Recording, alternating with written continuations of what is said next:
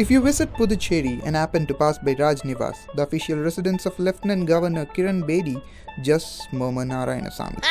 Even the compound walls of the building will hiss. The same goes for the Legislative Assembly of the Union Territory when Kiran Bedi's name is uttered. Coming January will mark the third anniversary of the tug-of-war on Twitter between the elected representative and the selected representative of Puducherry. You will only say what I say. That I cannot guarantee. Then I need another translator. Maybe, to celebrate that, the duo has indulged in another microblog battle. This time, it seems that Narayanasamy scooter ride during an election rally without a helmet proved costly. In a recent tweet, Bedi charged the CM with violating the Motor Vehicle Act. Under pressure to retain the Kamarajnagar constituency in the by-polls, the Chief Minister might have forgotten to wear a headgear. But who knows? It could have been intentional, as last February he even went on to stage a sit-in outside Raj Niwas protesting against the mandatory helmet rule imposed by Bedi. However, Narayanasamy not wearing a helmet gave Bedi yet another opportunity to fall the Chief Minister and hundreds of Congress cadres in the rally. But Narayanasamy took advantage of it to score some goals ahead of the by-election.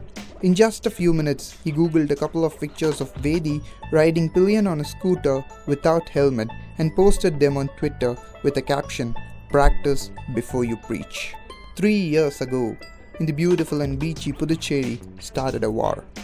It was a war of words between the heads of the Union Territory to ensure that either of them had the maximum power.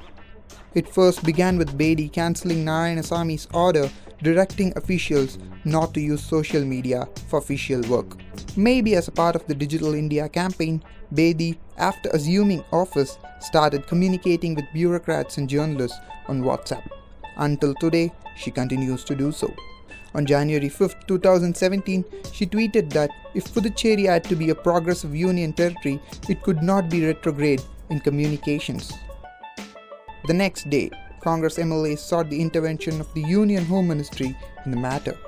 In a letter, they termed Bedi's behavior undemocratic. As a gift, they received an announcement from the ministry elevating the powers granted to Bedi. Despite these tussles, Narayanasamy had been maintaining cordial ties with Bedi. But the bonhomie was short-lived as Narayanasamy claimed that Bedi had been interfering in day-to-day activities of the government and abusing his ministers. In June, Narayanasamy tweeted that it was unbecoming for Bedi to brand bureaucrats, ministers and MLAs as corrupt. Oh, so that's the matter? Within a month's time, Bedi appointed 3 BJP leaders as nominated MLAs to the Puducherry Assembly. Irked by this, Congress leaders stuck posters in which Bedi was depicted as Hitler. In February this year, the tussle reached a shrill. Narayanasamy staged a protest outside Raj Niwas, alleging that as many as 39 issues, including implementation of free rice scheme, were pending before Bedi. This came after Bedi personally instructed motorists to wear helmets, while Narayanasamy wanted to implement the rule in a phased manner. The 6-day protest ended after the Chief Minister and his cabinet colleagues held a meeting with Bedi. But it did not end the tussle, as differences between the two over administrative control in the Union Territory continues to exist.